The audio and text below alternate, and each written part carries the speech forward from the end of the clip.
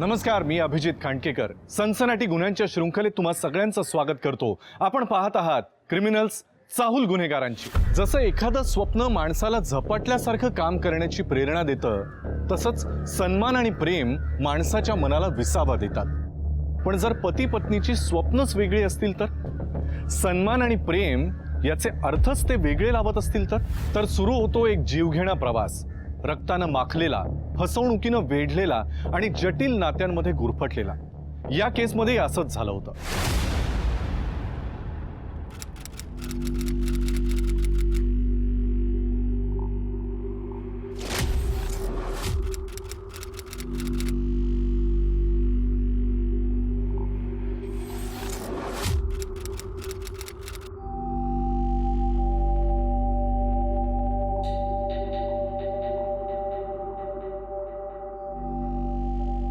आई पाया पडते.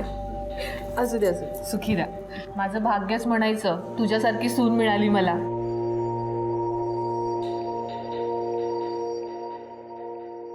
अनिता, अगं माझा चहा. बाबा, हे वा, तुमचा चहा. चहा मागायच्या आधी चहा हजर. क्या बात है. सुखी राहा बेटा.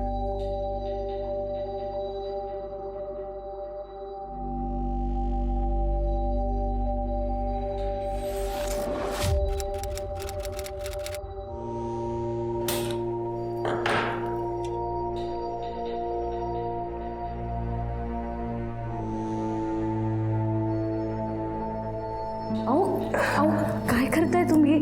अहो अगं बायकोचा लाड करतोय, अजून काय करणार आहे? हं? बाबा,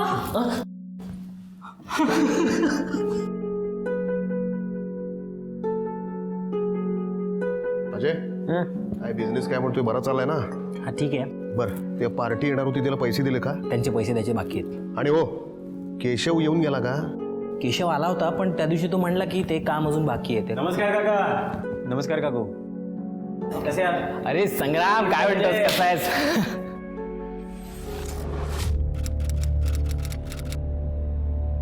हे चुकीचं आहे हा तुझं. अजयच्या लग्नाला नाही आलास तू. कामामुळे वेळच मिळाला नाही आणि पुण्याला येणं झालंच नाही. काही नाही, नेहमीच आहे तुझे. अरे ते सगळं जाऊ दे. वहिनी साहेब कुठे आहेत? माझी ओळख तर करून दे. हो, अनिता. हो आले.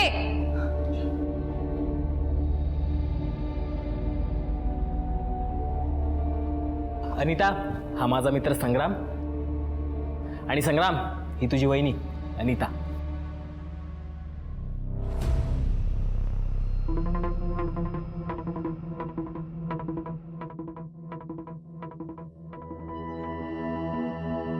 बरं, तू एक काम कर, तू हात धुऊन ये, मग आपण पटापट मस्त गरमागरम नाश्ता करूया. अनिता, त्याला बेसिन दाखव.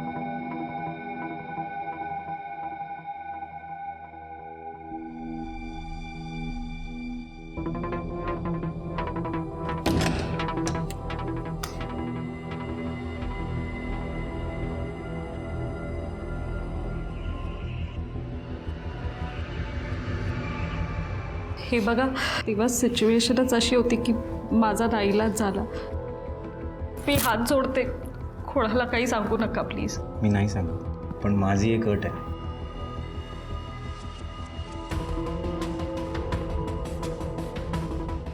माझा पत्ता देतो, येऊन भेट, मग बोलू.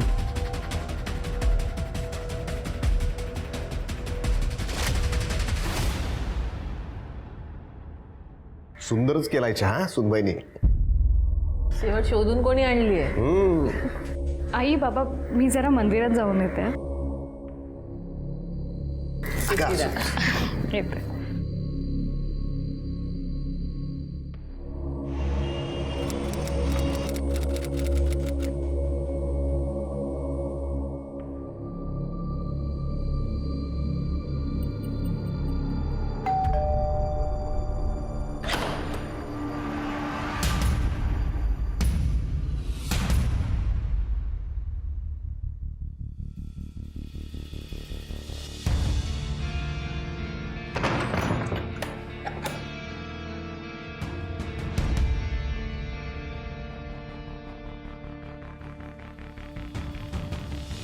हे बघा प्लीज मला समजून घ्या.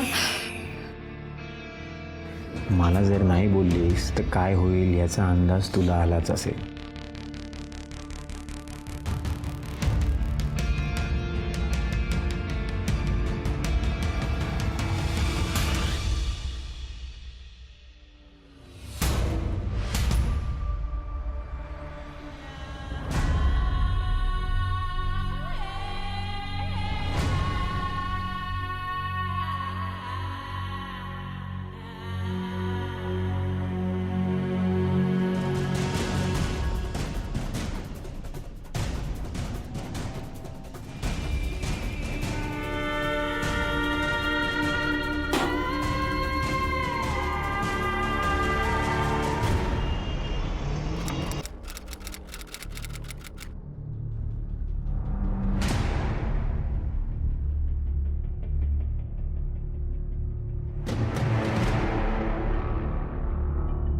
सुनबाई, हो बाबा. अगं सुनबाई मंदिरात गेली होतीस ना? हा, मग कपाळावर गंध नाही मंदिरातला, प्रसाद देखील दिसत नाही. ते बाबा मंदिरात खूप गर्दी होती ना, म्हणून मी बाहेरूनच दर्शन घेतलं.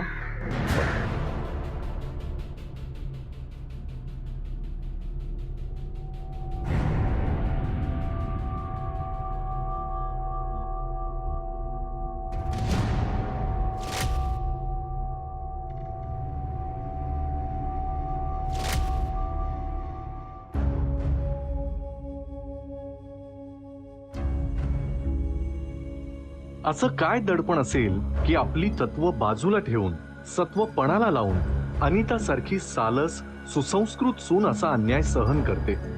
नाईलाजाने का होईना पण अनिता आपल्या कुटुंबाला अंधारात ठेवून खोटं बोलून अन्याय सहन करत राहिली. याचे किती आणि काय गंभीर परिणाम होतील याची तिला कल्पना नव्हती. पण कोणीतरी होतं जे अनितामध्ये होणारा बदल बघत होतं. त्याचं कुतूहल चाळवलं गेलं आणि नंतर त्याची जागा संशयानं घेतली.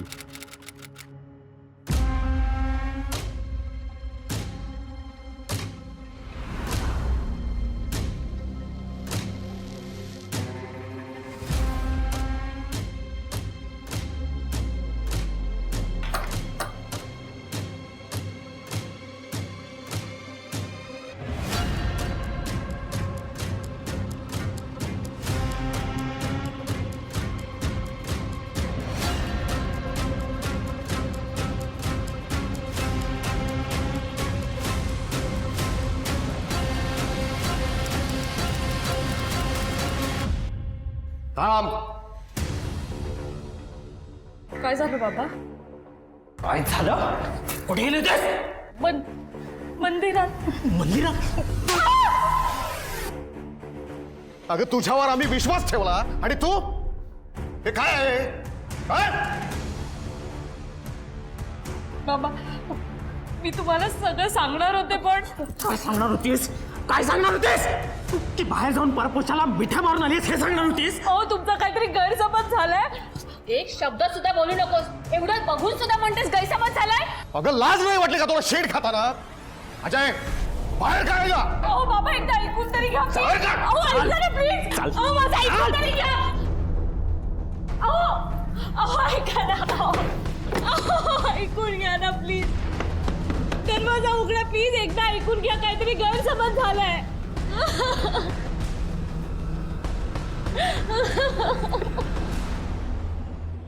अहो कुठे गेलेत हे? अरे असं न सांगता कधी जात नाहीत रे. तू अगं- फोन लाव बरं आधी. अगं आई तू काळजी करू नकोस. तुला माहिती आहे ना त्यांची सवय. इथेच कुठेतरी फेरफटका मारायला गेली असतील. थांब मी फोन लावतो. थांब.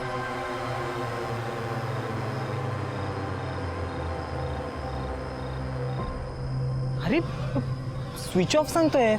चार्ज नव्हता केला का यांचा फोन? अरे कुठे गेले असतील रे ते? आई तू इकडे बघ. मी ते बाहेर कुठे गेलेत का बघतो. हा.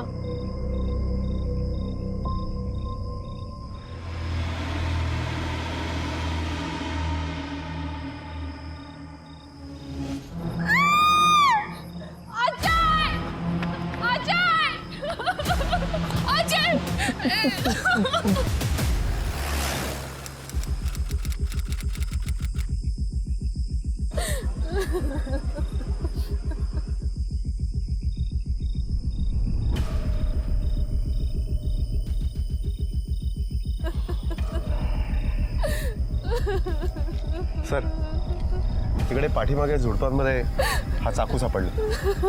चाकू फॉरेन्सिकला पाठवून द्या. याच्यावरचं रक्त आणि राजेशचं रक्त मॅच होते का बघायला सांगा. आणि त्याच्यावर काही फिंगरप्रिंट्स मिळत असतील तर प्रिझर्व करायला सांगा. Okay sir. सर हा मोबाईल मिळाला आहे पण स्विच ऑफ आहे. चार्जिंगला लावा. हो सर. तुम्हाला कोणावर संशय? सर मोबाईल ऑन झालाय. हां, सर आमचा खूप मोठा बिझनेस आहे. प्रतिस्पर्धी असतातच पण आणि जुन्या काही केसेस सुद्धा सुरू आहेत, पण त्यासाठी कोणी बाबांचा खून करेल असं वाटत नाही सर. सर हे कोण आहे?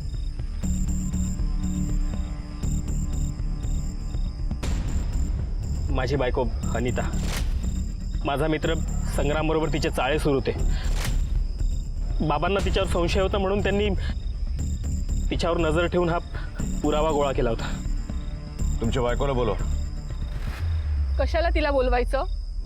अहो असल्या सुनेला कोण घरात ठेवेल का? पण मग आता कुठे असेल ती? तिच्या माहेरी? माहेर नाही सर, तिला अनाथ आहे ती. आमच्याच कंपनीत कामाला होती. तिच्या त्या भोळ्या भाबड्या स्वभावाला भुलून आम्ही तिच्याशी लग्न करण्याचा चुकीचा निर्णय घेतला होता. तुमच्या बायकोचा आणि तुमच्या मित्राचा दोघांचा मोबाईल नंबर द्या आम्हाला. नागोडी.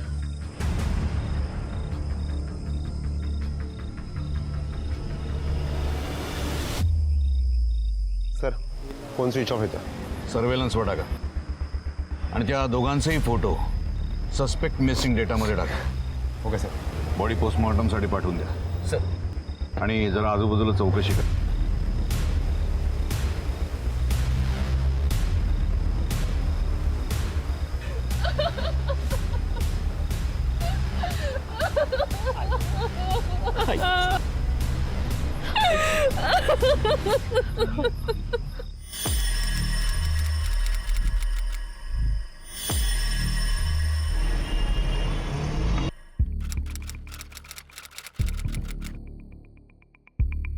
सर मी त्या संग्रामच्या घरी जाऊन आलो, पण त्याने काल रात्रीच घर सोडलंय. सर हा राजेशचा पोस्टमॉर्टम रिपोर्ट. पोस्टमॉर्टम रिपोर्टनुसार राजेशच्या गळ्यावरती धारदार शस्त्राने वार करण्यात आला. त्याच्यामुळे त्याचा विंड पाईप ब्रेक झाला. एक्सिस ब्लिडिंगमुळे हार्ट बंद पडला आणि त्याचा मृत्यू झाला. त्या चाकूवर असलेल्या फिंगरप्रिंट्स प्रिझर्व केल्यात? हो सर.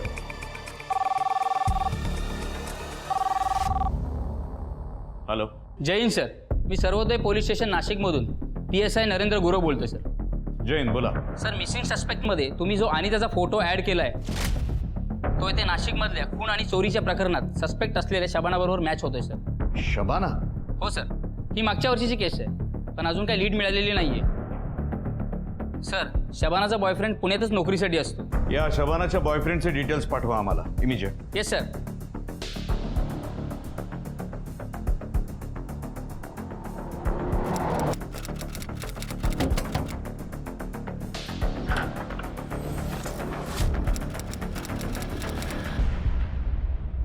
सुनील. हो. हिला ओळखतोस ना? शबाना? शबानाचा फोटो? शबाना सापडली? मला वाटलंच होतं एक ना एक दिवस शबाना नक्की सापडेल. कशी आणि कुठे आहे सर शबाना? शबाना नाही, अनिता आहे ती. कसं शक्य आहे सर? शबाना आहे ही. बर, या शबानाशी शेवटची भेट कधी झाली तुझी? मागच्या वर्षी नाशिकमध्ये. तुझी आणि शबानाची नेमकी ओळख कशी झाली ते सांग. शबाना माझ्या ट्रेनिंग इन्स्टिट्यूटमध्ये येत होती.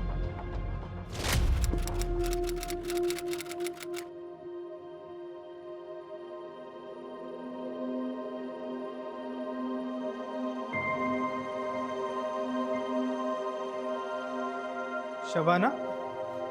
हां सर. सगळी ट्रेनिंग संपून गेली सुद्धा मी काही दिवसांपासून बघतोय की तू उशिरापर्यंत थांबतेस आणि सतत काही ना काही शिकत असतेस. मला लवकरात लवकर स्वतःच्या पायावर उभं राहायचंय. आणि कसं आहे ना सर, मुली सेल्फ डिपेंडेंट नसल्या की लोक गैरफायदा घेतात. म्हणून मी रोज नवीन नवीन गोष्टी शिकत असते.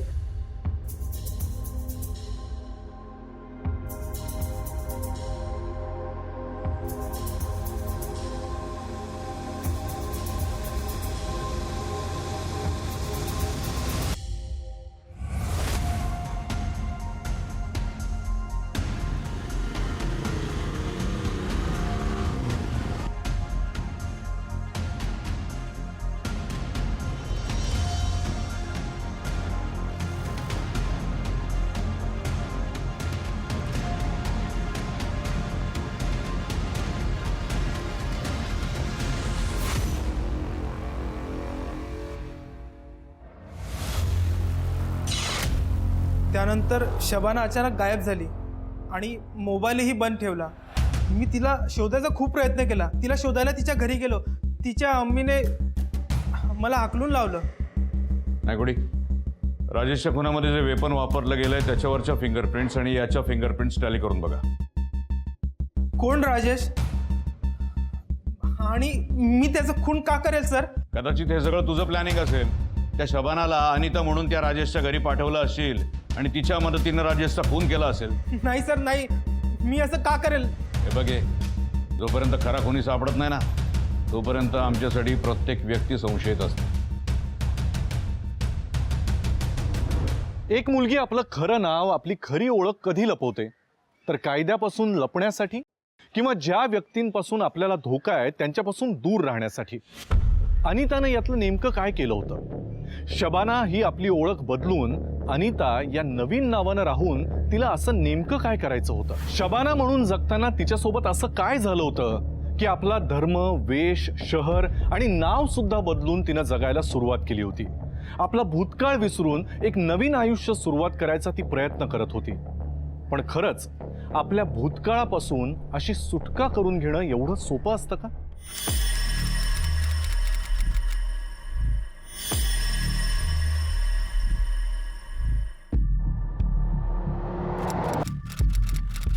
अमीनाजी, हिला ओळखता तुम्ही? मैं नाम भी नहीं लेना चाहती इस बेगैरत का. जानती हूँ हमारे यहाँ पेइंग गेस्ट थी, पर ऑफिस में सबको बताया कि हमारी बिटिया है. म्हणजे शबाना तुमची मुलगी नाही? नहीं. मग ती कुठून आली होती? तिचे डिटेल्स असतील ना तुमच्याकडे? तिचं गाव कुठलं, घर कुठे आहे तिचं? साहब, जब वो यहाँ आई तब उसने बताया कि वो अनाथ है. बस तरस खाकर हमने उसे रख लिया. फिर एक दिन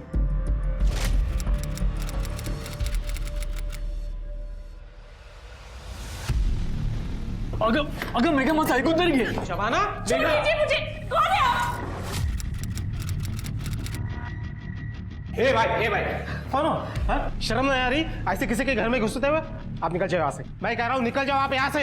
ये क्या बेहूदगी है? ही माझी बायको आहे मेघा. क्या बकवास कर रहे हैं ये? मैं इन्हें नहीं जानती सच्ची. 2 दिन से मेरा पीछा कर रहे हैं और आज घर तक पहुंच गए. सड़क छपाशी के नाम ऐसे नहीं मानेंगे. अब आप निकल जाओ यहाँ से. आप निकल जाओ यहाँ चले से. जाइए यहाँ से. आज मुझे मेरी इज्जत बचाने के लिए खून करना पड़ा तो वो भी मैं करूंगी. निकल जाइए यहाँ से. चले जाइए.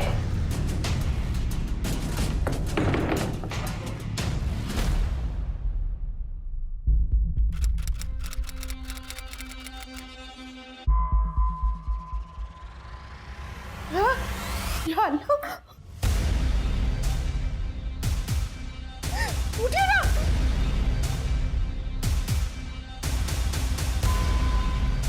हाजी उठिए. जी सुनिए. अमजद भैया, अमजद भैया, अमजद भैया.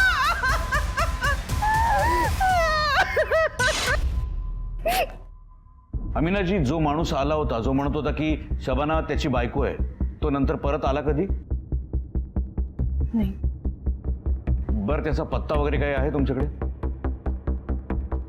बरं अमीनाजी, तुम्हाला त्याचा चेहरा आठवतो? गुड. बघा, स्केच आर्टिस्टला बोलून घ्या आणि त्याचं स्केच बनवून घ्या. सर, संग्राम ये रे. काय रे? अनिता कुठे? माहीत नाही सर. शबाना कुठे आहे माहिती आहे? नाही सर. कोण शबाना? याला ओळखतो ना? हो सर, हा तर यश आहे सर, मेघाचा पहिला नवरा. कोण मेघा? सर अनिताचंच खरं नाव मेघा आहे सर. नागपूरमध्ये ती यशची पत्नी म्हणून राहत होती सर. त्यानंतर अचानक गायब झाली सर. योगायोगानं इथे पुण्यात भेटली सर. इथे ती अनिता नावाने अजयची बायको बनून राहत होती सर. सर, तिला मी आवडायचो आणि म्हणून तिने स्वतःहून माझ्याशी संबंध ठेवले सर. रिकामे याला घेऊन जा आणि याचे फिंगरप्रिंट्स घ्या. चला या. नायकोडी, मेघा उर्फ शबाना उर्फ अनिता, तिला पकडण्यासाठी आपल्याकडे एकच सोर्स आहे, तो म्हणजे हा यश. नागपूर पोलिसांना इमिजिएट कॉन्टॅक्ट करा, त्यांच्याकडे स्केच पाठवून द्या आणि या यशला ताब्यात घ्यायला सांगा. Okay sir.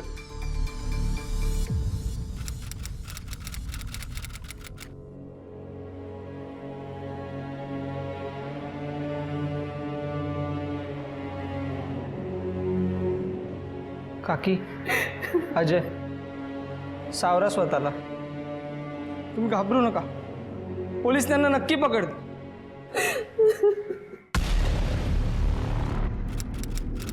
सर हा यश नागपूरवरून. ओळखतो का याला? ही माझी बायको मेघा. कुठे असेल आता? माहित नाही. ही तुझी बायको नागपूरमधून पळून गेली का? यश,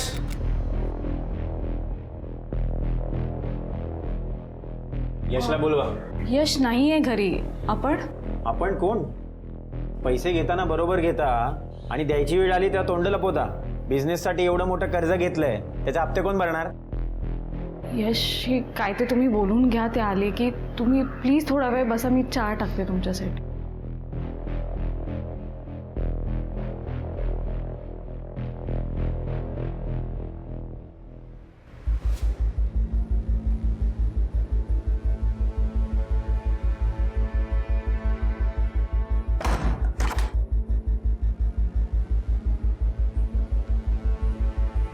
दरवाजा का बंद केला तुम्ही?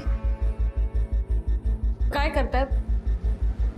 मागे व्हा, मागे व्हा. काय करताय तुम्ही? काय करताय तुम्ही? लावा, जवळ नका येऊ. काय करताय तुम्ही? सोडा, सोडा प्लीज, सोडा.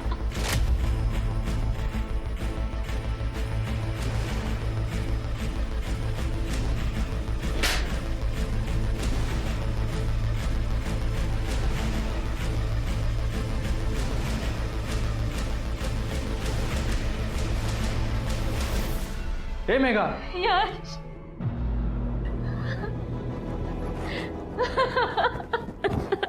अगं हे काय झालं? तुमचा मित्र संग्राम आलेला. त्याने माझी अब्रू लुटली, वर तोंडावर पैसे सुद्धा फेकून गेला. आपण पोलिसांकडे जाऊया, चला.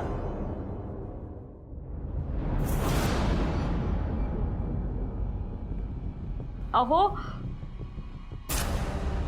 ऐका. अहो काय करताय तुम्ही? घरी आलेल्या लक्ष्मीला असं लाथाड्याचं नसतं, पाप लागतं. जा, जेवण गरम कर, भूक लागली आहे मला. काय? अहो, आणि माझी अब्रू? ते बघतो मी. तू जा, जेवण गरम कर.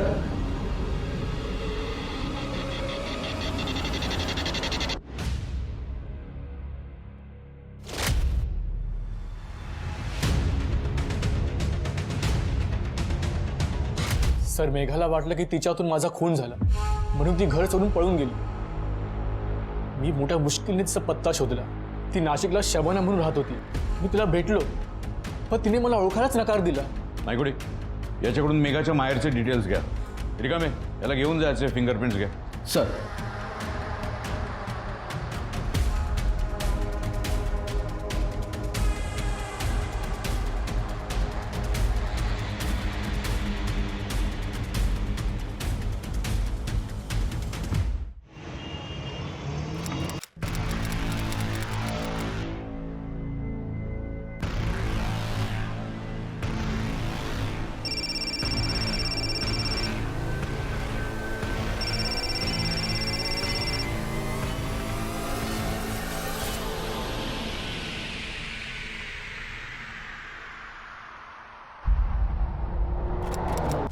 आम्ही पुणे पोलीस. मेघा तुमचीच मुलगी आहे ना? हो.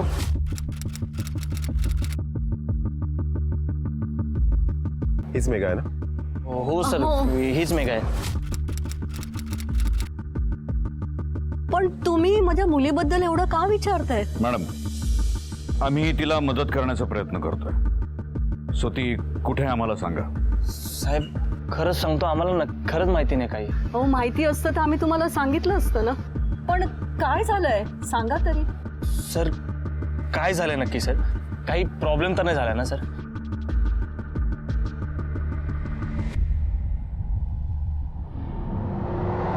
बाकी ते सगळे नियम बरोबर आहे त्याच्यात टाकलेले. या नंबर बरोबर टॅली करून बघा एकदा. सर हां पाठवून दे. तेच नाही कुठे सर अनितासारखी दिसणारी एक मुलगी मुंबईत राहायला गेली अशी खबर मिळाली. एकटीच राहते आणि तिची वर्तणूक वागणं बोलणं सुद्धा संशयास्पद आहे. तिचा पत्ता मिळालाय का? हो सर.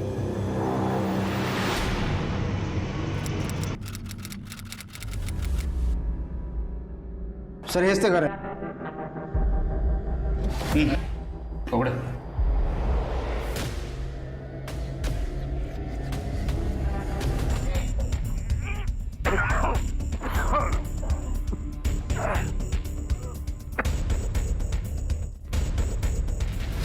खाडिक मॅडम त्रास होत असेल तर बाहेर जा.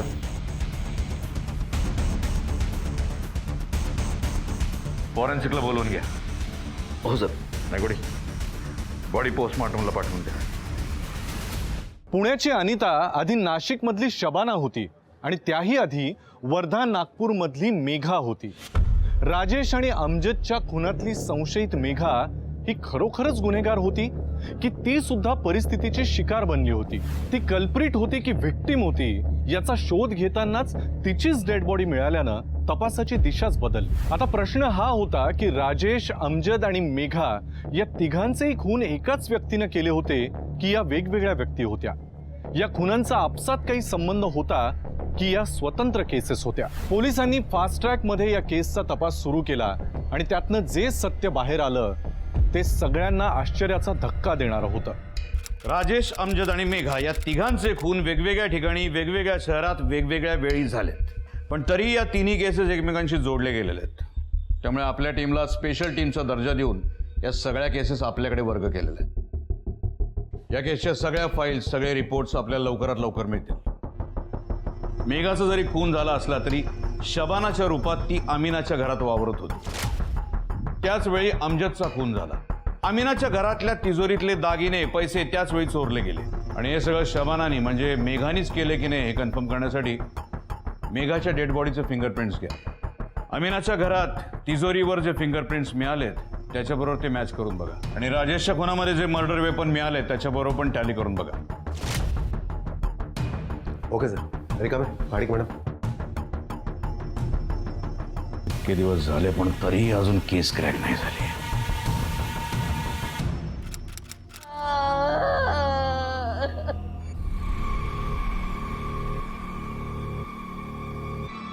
नायकोडी, केसचा तपास पूर्ण होईस तोपर्यंत या दोघांची राहायची व्यवस्था करावी लागेल.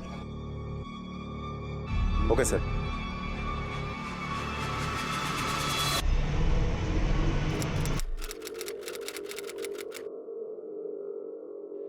मेघाचा खून कोणी आणि का केला असेल? तुम्हाला कोणावर संशय?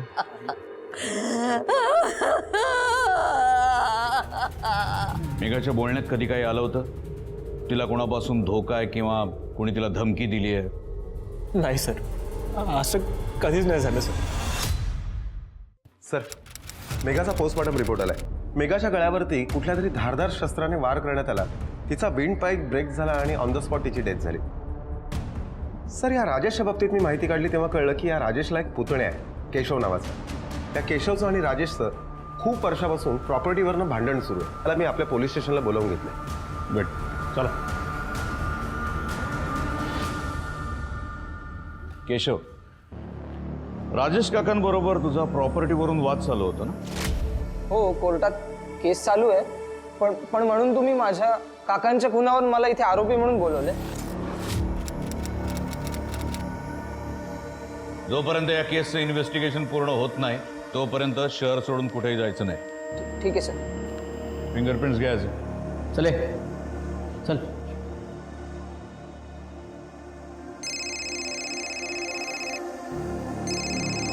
हॅलो.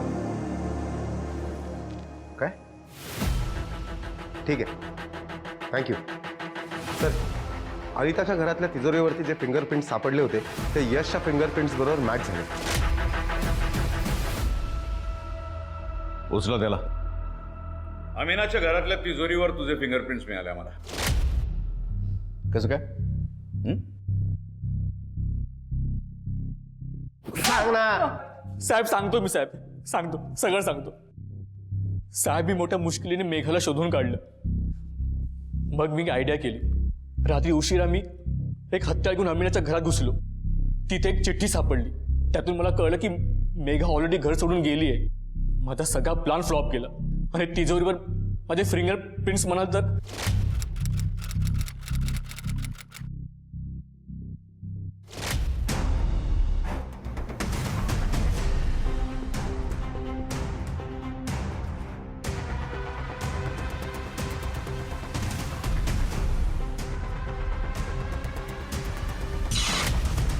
मला पैशाची गरज होती साहेब.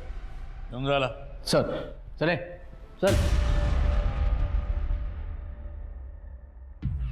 नाही कुठे त्या संग्रामला बोलवून घ्या.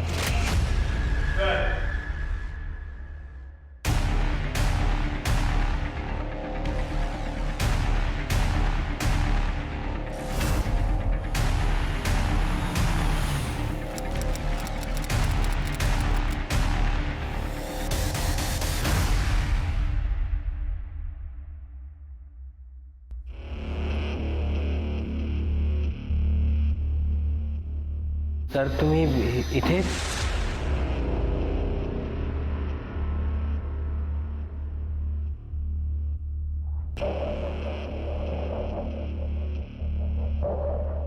हा तुझा फिंगरप्रिंट्स रिपोर्ट. राजेशच्या गुन्ह्यात जे हत्यार वापरलं गेलं त्यावर ज्या फिंगरप्रिंट्स होत्या त्या आणि तुझ्या फिंगरप्रिंट्स मॅच झाल्या. काकांकडे ऑलरेडी खूप प्रॉपर्टी होती, तरी त्यांना वडिलोपार्जित प्रॉपर्टीचा हिस्सा हवा. मी किती वेळा सांगण्याचा प्रयत्न केला पण त्यांनी ऐकलंच नाही. काका काय रे, तू परत का आलास इथं? मी तुम्हाला शेवटचं सांगतोय, प्लीज तो प्रॉपर्टीचा हिस्सा माझ्यासाठी सोडा. तो हिस्सा मी घेणार म्हणजे घेणारच. तू ना असा ऐकणार नाहीस. तुला तर धक्के मारूनच घालवलं पाहिजे. चल. आता सांग, अनिताचा म्हणजे मेघाचा खून का केलास? मी नाही केलं सर. अरे सगळं खरं सांगा. अशी चार्जशीट फाईल करेल ना तुझ्यावर, आयुष्यभर जेलमध्ये सडशील. जे काय ते खरं सांगायचं. घेऊन झाला. आम्हाला आणखीन काही माहिती लागली तर आम्ही चौकशीसाठी तुम्हाला बोलवून घेऊ. नाही काय हरकत नाही. हो हो मला सगळे पाठवून दे तेवढं. नक्कीच सर. मी नंतर फोन करतो. यस सर, मेघाच्या डेड बॉडी जवळ जो आपल्याला फोन सापडला होता तो नंबर मेघाच वापरत होती. त्याचे कॉल डिटेल्स काढल्यावरती कळलं की त्यातला एक नंबर मेघाच्या खुनाच्या वेळेला त्याच ठिकाणी लोकेट होता. कोणाचा नंबर आहे?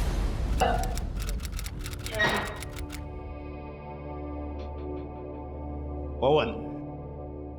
मेघानं तिच्या नवीन नंबरवरून तुला कॉल केला होता, पण ही गोष्ट तू आमच्यापासून लपवून ठेवलीस का? नाही सर, मी तिनं तिच्या मुंबईच्या घराचा पत्ता तुला दिला. तू तिथं गेलास आणि तिचा फोन केला, अरे की नाही? नाही नाही नाही सर, मी मुंबईला गेलोच नव्हतो सर. सर खरं बोलायचं. तुझ्या मोबाईलचा CDR त्यावरून हे क्लिअर होतंय की ज्यावेळी मेघाचा खून झाला त्यावेळी तुझा मोबाईल तिथेच होता. म्हणजे तू तिथेच होतास. तुझी शिक्षा आम्ही कमी करू शकतो, पण त्यासाठी तुला आता सगळं खरं सांगावं लागेल. सांगतो सर, सगळं खरं खरं सांगतो. अरे तुझी बहीण चारित्रहीन निघाली. मी बाहेर गेला होते, घरी गिऱ्हाईक बोलवायची आणि धंदा करायची. माझी बहीण एवढं घाणेरडं काम करत होती हे जेव्हा मला कळलं, माझी तळपायाची आग मस्तकात केली. ती अशी बहीण असण्यापेक्षा नको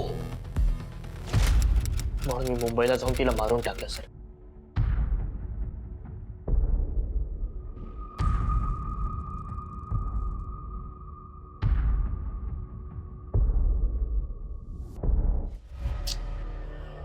पवन, तो यश तुझ्या बहिणीची अजिबात काळजी घेत नव्हता. तिच्या इज्जतीची, आबरूची त्याला बिलकुल पर्वा नव्हती. म्हणून तुझी बहीण तिथून पळून गेली. तिला एक नवीन नाव, नवीन चेहरा, नवीन ओळख घेऊन जगायचं होतं सन्मानानं. आणि तू तिचाच खून केलास. घेऊन जा. तलवडे सर चाल